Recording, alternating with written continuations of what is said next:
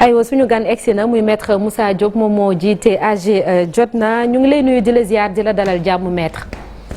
maa ngi leen di nuyu waa TFM yëpp di nuyu sénégalais yëpp fàttewuma kenn ñi di dundu Sénégal mais ñi nekk également bitim réew. merci beaucoup alors Chérif dañ lay bàyyi nga tàmbali waxtaan bi ñu dooree ko peut-être contexte bi jamono ji ay question d'actualité. waaw contexte bi c'est un peu tendu maître yow nga am coalition boo jiite ñi ngi jëm ci élection présidentielle même si on attend toujours ñu fixer date bi démb lire naa la sax ci Walf nga def benn interview boo xamante ce qu'on dit en français tirer sur tout ce qui bouge finalement épargne woo kenn mais dañu lii benn déclaration bu benn homme politique def à la une de l'Observateur muy Mamadou Diop Decroix wax ni dafa am benn projet de tentative boo xamante ni ñi leen tax a jóg mooy liquider les confréries religieuses est-ce que vous avez le même sentiment? Non, pas du tout. Je ne partage pas cette position et gisuma loolu déjà si sama analyse.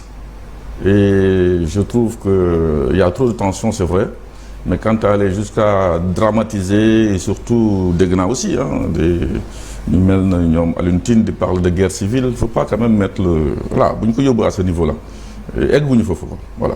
non xëy na il fait référence ak yenn saaga yi nga xamante des fois ñu ngi koy def les hommes religieux ak ce qui s'est passé à Touba le vendredi passé où il y a eu quand même des affrontements ba am ay casse ak pillage. Exactement loolu laa lay wax ni rek il y a de la tension en l'air partout au Sénégal liée tout simplement au troisième mandat kooku ñëpp xam nañ ko mooy soubassement bi le reste moom ay xeex de positionnement la bon li xew Touba aussi je dis bien Mbacké c'est à Mbacké. non c'est Touba Mbacké les deux mais manifestation surtout à Mbacké li ci yàqu c'est à Touba. exact mais loolu yëpp je pense que c'est une manifestation qui avait lieu à Mbacké.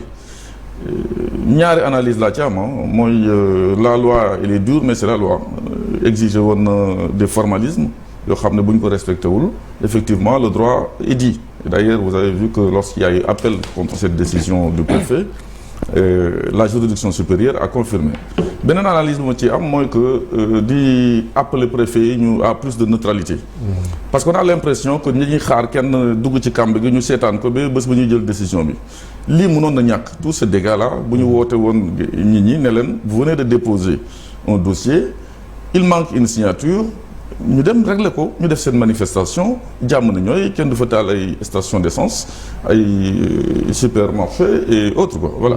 naka lañ ci mën a génne ak jamono joo xamante ni gis nga ko camp bu nekk daal ku nekk yaa ngi braqué wu. J'invite vraiment à la retenue parce que fu mu toll nii Sénégal ne mérite pas ça comme ni ma la ko waxee sànq rek soubassement bi yëpp c'est vouloir être élu ou bien vouloir être réélu une troisième fois loolu mooy coow li au Sénégal aujourd'hui où chacun en profite pour fël fu muy fële mais moi j'invite à la retenue et que chacun respecte également les règles et les institutions de la République en toute sa plénitude. non ñoon commencé ci Macky Sall comme moom ne nga vous parlez de réélection. boo waxee loolu xam da nga ko bëgg a boole ci jeu bi. Oui, parce que quand même tout le monde sait qu'il y a l'intention de vouloir briguer un troisième mandat qui n'est pas conforme à la constitution sénégalaise, tout le monde le sait, qui n'est pas conforme à l'éthique, à la morale, au respect de la parole donnée et la parole publique, mais également sur le plan politique. Je trouve donc warul briguer un troisième mandat et chercher la bonne sortie man loolu laa koy ñaanal. yéen opposition bi nag luy seen responsabilité situation bi. mais man vous savez personnellement.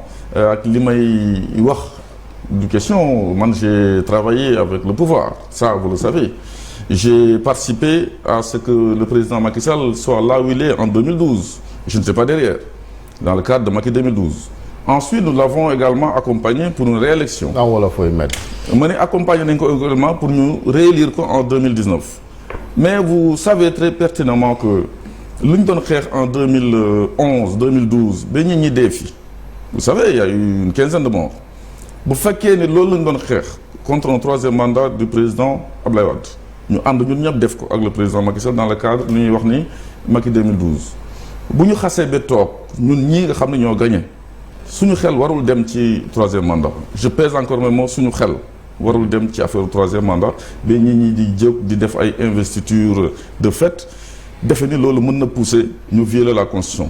Je rappelle tout simplement que ñii di koy def dëkk ak dëkk di wër c'est une grosse panique ça signifie que li ñuy wax c'est pas conforme à la constitution di def ay pétitions La constitution ne Abdoulaye prévoit on pas. a vu le DG de l'AIBD di signaler une pétition pour recueillir 1 million de signatures pour Macky bokk. Non, vous savez man ñi ngi leen di gis ñoom lay wax effectivement di wër di def ay pétition pourquoi c'est prévu par la constitution pour avoir parrainage la ñu wax pour pétition pourquoi parce que xam nañ ni constitution bi ne permet pas au président Macky Sall d'avoir un troisième mandat il l'a dit il l'a redit et surtout je mets l'accent sur un point boo xam ni en 2016 xam nga Sénégal dégg nga yenn juristes yi y compris aujourd'hui le ministre des Affaires étrangères dans une interview di naan la constitution de 2016 dama bëgg a wax ni aux juristes sénégalais aux Sénégalais il n'existe pas de constitution amul constitution 2016 amul constitution Sénégal 22 janvier 2001 réforme moo am 2016 référendum léegi nag question bu may poser ak observation bu may def mooy lan bu fekkee président Macky Sall bi nga xam ne moo ne moom moo def réforme boobu pour gën a tëj yëf yi parce que yëf yi existe woon na avant ñu ñëw il utilise le mot verrouillage constitution bi parce que dañuy rappeler Sénégalais yi que affaire nombre de mandats war ñu ko jaawale avec la durée des mandats le nombre de mandats musul changer ñaari rakka la 2001 la ñëw ci constitution de 22 janvier 2001 président Abdoulaye Wade moo ko fi dugal ne benn yoon li ñu ko mën a changer ñu ñëw en 2016 le président Macky Sall gën ko dëggal changé wu ci virgule daf ko gën a dëggal ne nul ne peut faire plus de 2 mandats consécutifs. Maître nga baal ma interpeller la ci loolu est-ce que en incluant l'adjectif consécutif 2 mandats consécutifs yi la durée du mandat des mandats elle est définitivement réglée ndaxte bu fekkee ne par exemple Macky ne se présente pas en 2024 il y a des chances selon cette lettre-là que mu présentez vous peut-être en 2029 comme le modèle russe qu'on a vu ces temps-ci on n'a pas réglé ce problème-là. Mais effectivement vous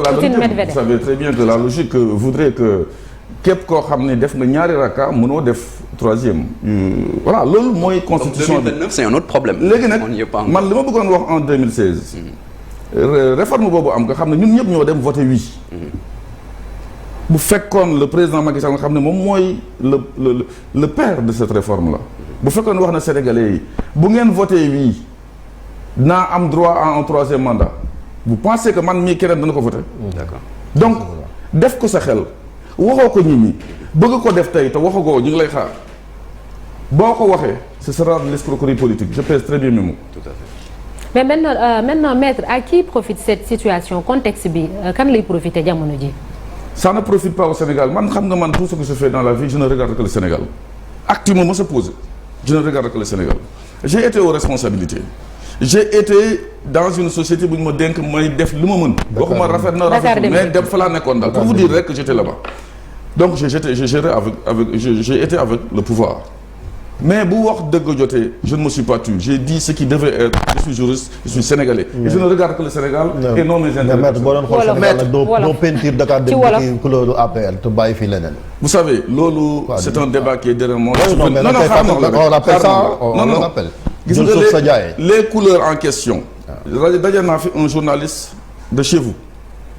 le jour bu may interview fii c'était un débat très technique et très houleux mais que c'est très bien passé les Sénégalais ont compris les gens comprennent ban émission la fii ba mu may interview il était en marron beige kenn moomu ko je l'ai toujours dit fii la ko non dama ne kenn moomu ko tey su ma ñëwee waaw je donne un exemple kenn jóg fi léegi ñëw habillé en noir et blanc def ko slogan wala coalition di naan Moussa Diop moo ko moom non les couleurs fii li ñu ko fekk il faut dépasser les histoires de couleurs dem sur des réalités moo am solo. da nga wax Sénégal boo ci réeré Sénégal ak ngeen bàyyi comme ni ngeen ko waxee yow Macky 2012 ngeen bokkoon da ngeen ñu doon wax la patrie avant le parti. oui tout à fait donc bu ñu ñëwee nga jiital parti bi di couleurer loo xamante ñëpp a ko bokk couleur parti bi dana ko fàttali. même si bu yaa ngi ci opposition bi. seen Chérif.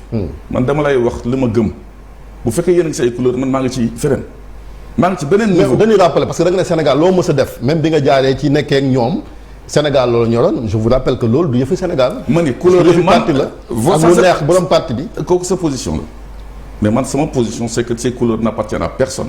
vous allez dans des pays yoo xam ni partout dans le monde nous avons l'habitude de voyager regardez les couleurs des bus et puis je vais vous rappeler quelque chose Chérif pour dellu ci fi nga nekkoon defe ne bul bañ a xalaat ni dama ko écarter la question bus yooyu fi ñëw la yi fi ñëwoon moment boobu les 475 là il y avait du jaune. Il y avait du rouge, le Sénégal Dem Dikk est rouge, Bordeaux. Il y avait du blanc, il y avait du beige. pourquoi vous focalisez sur uniquement le belge? Je vous renvoie la question. Question suivante. alors maître man sama laajte bi ma doon laaj sànq dafa mel ni tontu woo ko ba mu jeex parce que bu ma nee à qui profite cette situation ndax bu ñu demee ba ñi nga xamante ni ñoom ñooy opposition bi nee nañu moom président Macky Sall amul droit présenté waat mu jaral leen lu ne ñiy farag Macky Sall tamit mu jaral leen lu ne ñu ne bëgg na toogaat alors que du ñoom dong ñoom ñoo fi nekk am na ñeneen ñoo xam ne ñu ngi fi yow yaa ngi fi am na ñeneen itam ñuy def politique moo tax ma ne situation boobu bu amee kan lay profiter ndax ñooñu dinañ leen mën a dégg ñoom seen baat. Je pense que Chérif bu ma bàyyi woon ñu dugg ñu répondre à votre question. bàyyi na la mën nga dafa fàttali nag parce que maître non dañuy fàttali. ma ne lu ñuy fàttali ñu ngi dem sur l'essentiel. fàtte xaju fi maître non mais sénégalais yi lu ñuy retenir ce Moussa Diop xam naa ko xam nga ko et allons-y à l'essentiel. Donc pour vous répondre à votre question. Oui. Ça ne profite à personne. gis nga nit ki bu paree lu mu dig sénégalais yi nekk père de cette réforme là na ko respecté déjà au niveau de l'État. Tous ceux qui aujourd'hui dugg ci affaire yooyu di naan troisième pétition ay meeting yoo xam ni payer 10 000 francs pièce pour que ñu ñëw le regard que j'ai déjà c'est pathétique le fait que les gens se rassemblent comme ça signifie deux choses à mon humble avis c'est comme l'analyse que j'ai faite hier je sais très bien les retours que la lu ci ñi xalaat bu ñu ñi nekkee di faire ay meeting en plein jour de la semaine ça signifie qu'il y a trop de chômeurs dans ce pays. Deuxième chose, qu'est-ce que vous avez entendu au niveau de la relance? Qu'on a battu le record chiffre d'affaires ci jeu au hasard. Ça signifie aussi que les gens ne travaillent pas. Les gens vont jouer maintenant mais c'est ça la réalité. Mais dama ne du profiter à aucun Sénégalais. J'invite vraiment le président Macky Sall bi nga xam ni lu mu am ci Sénégal kenn amu ko fi de maire de ministre de DG de président de l'Assemblée nationale de premier ministre de président du Sénégal de président de la CEDEAO de président de l'Union africaine kenn amu ko fi. lu mu am loolu il y a une vie après la politique. na bàyyi balaa coow li di indi.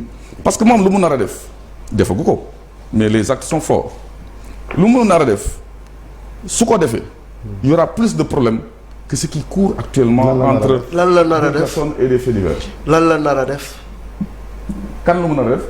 lan la nar a def da nga ni li mu nar a def bu ko defee. non quand on parle des actes très forts mooy poser un acte sur le troisième mandat répondre à ceux qui lui disent il faut. mais loolu conseil constitutionnel moom moo war a trancher le débat n'est-ce pas maître. le conseil constitutionnel arrivera à trancher le débat mais balaa ñu fay yegg y a de ces choses yoo xam ne il faut que les Sénégalais se regardent dans les yeux di waxante dëgg.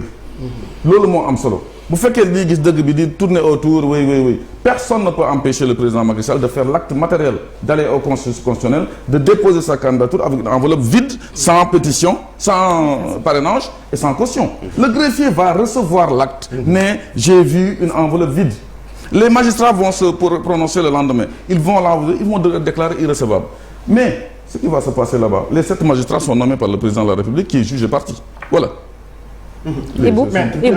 kon da nga yaakaar ni les dés sont pipés au départ. Quasiment mais xawoon na fi en 2012 le président Abdoulaye Wade malgré le fait que le Conseil constitutionnel a rendu une décision disant que mën na nekk candidat. parce que effectivement c'est motivé à décision yi ñu jël yëpp dañ koy motiver. non dama ne teg ko ci droit yow. xam nga ne teg ko ci droit mais ni nous sommes des républicains.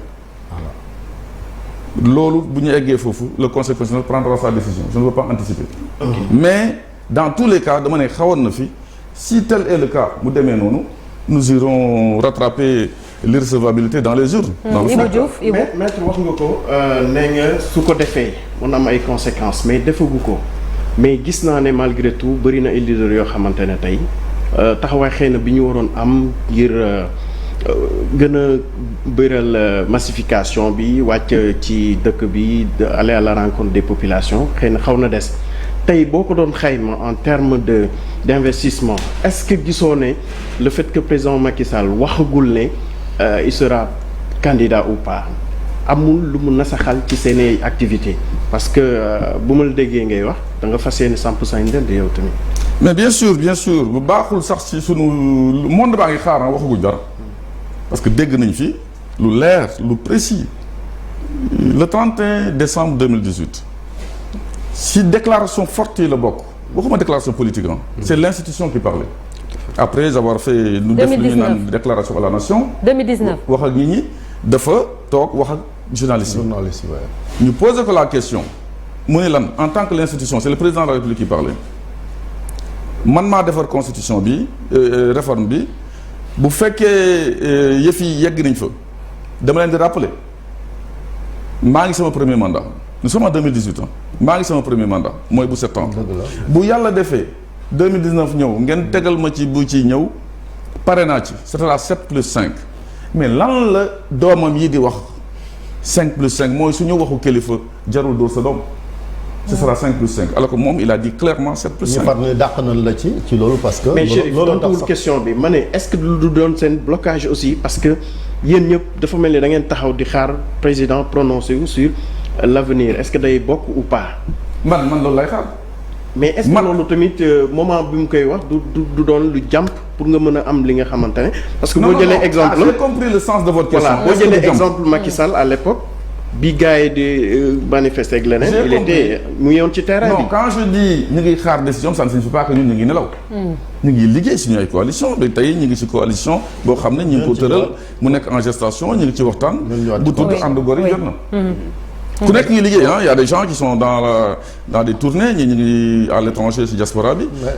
tournées yi ñun tamit commencé nañ ko. mais damay wane ni yow bi nga demee Dakar dem dëkk li tax ñu jëlee la fa justement affaire mandat bi la parce que da nga demoon Sen TV benn émission wax ni mandat bi fii la yem ñu dàq la gis nañ ni en tout cas ñi ne président amul droit def beneen mandat ñëpp dañ leen a dàq mais ñi ne par exemple war naa bokk ñi ngi continuer ak moom ci aventure bi.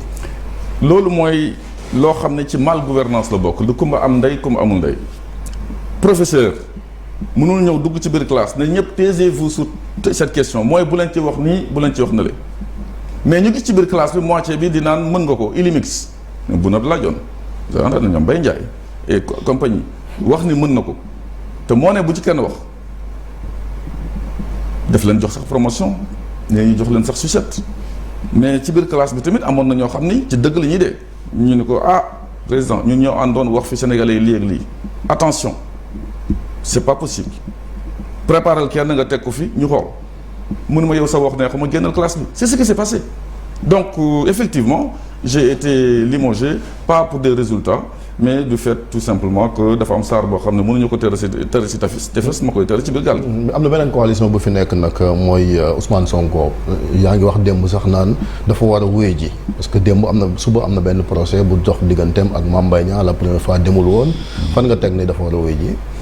man wax naa la léegi affaire république man Sénégal moo ma ñor te bu ñu fekkee ni nit ki mi ngi aspirer diriger le Sénégal toog sur la magistrature suprême nekk président du Sénégal il faut donner un exemple boo xam ne suba doo ci am problème. c'est-à-dire man mënuma toog di naan j'aspire à être président nga xam ne bu ma toogee kuñ fi wóolu parce que je suis le gardien des institutions kuñ fi wóolu da nga war dem wuy ji man ma toog di aspirer naan du ma wuy ji donc boo toogee wala man bu ma toogee comme fi woo tu as le droit de ne pas venir wuy ji ça ne veut pas être coupable c'est venir te défendre c'est ça aussi une république il y a des institutions fortes c'est la justice man sur le plan de la justice jàppante naa fi ak l'État ba ma jógee Dakar dem dikk tous mes procès je les ai gagnés comment parce que les juges aussi ce ne sont pas des robots derrière la robe il y a l'être humain xam nañu li xew et loolu moo am solo man j'invite vraiment quiconque c'est pas personnalisé au niveau de Ousmane Sonko ou qui d'autre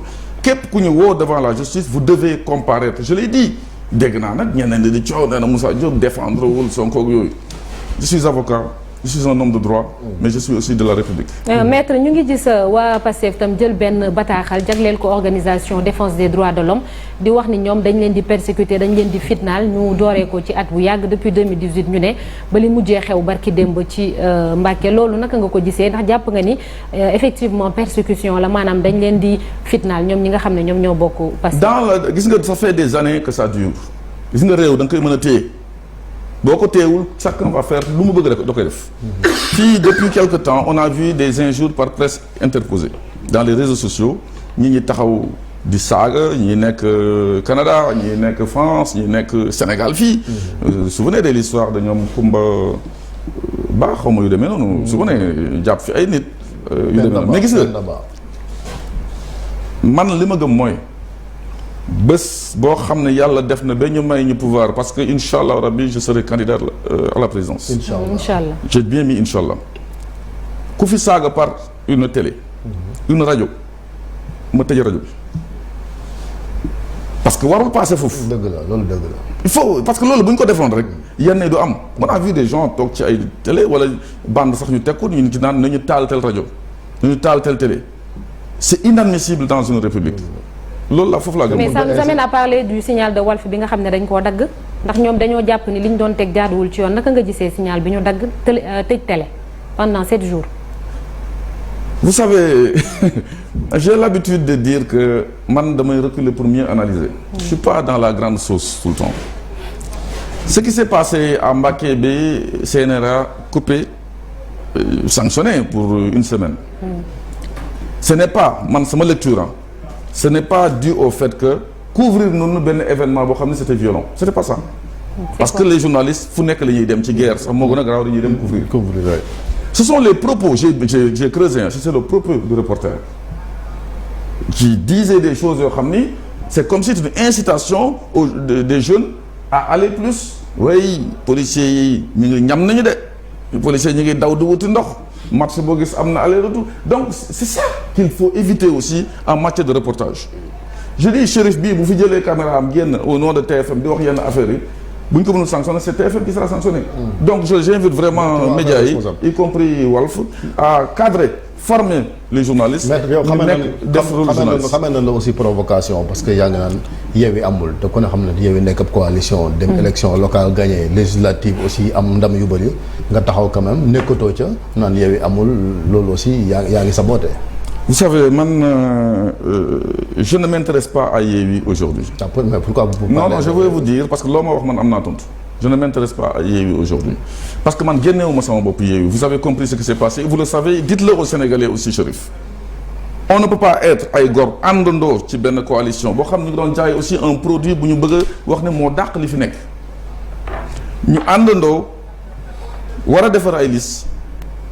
Les gens pensent que c'est des questions de positionnement moo tax ma génn non suñu parti Moussa Diop et d'autres que benn nit nekkul ci investiture yi vous trouvez ça normal ñu àndandoo def lépp ñu ni yéen doo bokk ndax lan parce que j'avais parlé de la caisse d'avance te moom moo doon defar liste yi Khalifa Sall il faut le bien sûr je le note je le précise il le sait vous savez cette coalition là dont certains qui parlent tout le temps par des conférences de presse ku leen neex tontu amul ku ñu mën a critiquer fii lu leen neex wax pourquoi man may wax duñ tontu parce que man ci dëgg laa ko teg firndeel ko c'est pas normal que des gens jouent avec le cœur c'est pas parce que ba mu ko defee caisse d'avance gis nga caisse d'avance 2 phases la dafa am phase boo xam ne c'est pénal xam nga ne yaa joxe sa baar am ñu jël sa loxo profiter éliminer le politiquement mais l'histoire de trafic de factures sur GIE Tabac c'est établi les juges ne sont pas des robots je le dis maintenant nag on en a profité pour l'éliminer ça c'est clair mais buñ la fekk nag yàlla def ba ngeen bokk coalition par la suite muy Moussa Diop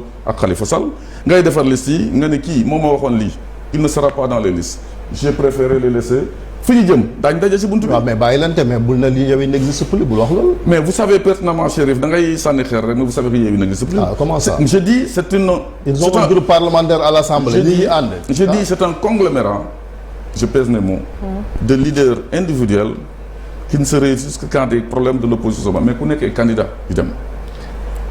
mais ñoom loolu est-ce que nëbboon nañ ko parce que début bi dañoo ne woon dañuy ànd boole seen doole ndax échéance yi ñu jublu woon muy locales yi ak législatives yi te bés bu ñu demee ba ci présidentielle bi ku nekk dafay demal boppam. gis nga yooyu bu fekkoon loolu la le premier à avoir déclaré sa candidature à la présidentielle dafa waroon wax candidat à la candidature dans la coalition.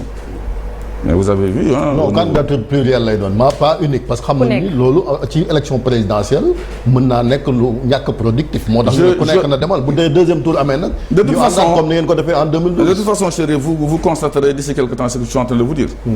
c'est ça aussi la réelle politique. ouvrons les yeux et non basés sur des déclarations yoo xam ni vides de sens. il y a plus de coalition. Wallu Yewwi ànd nañ fii.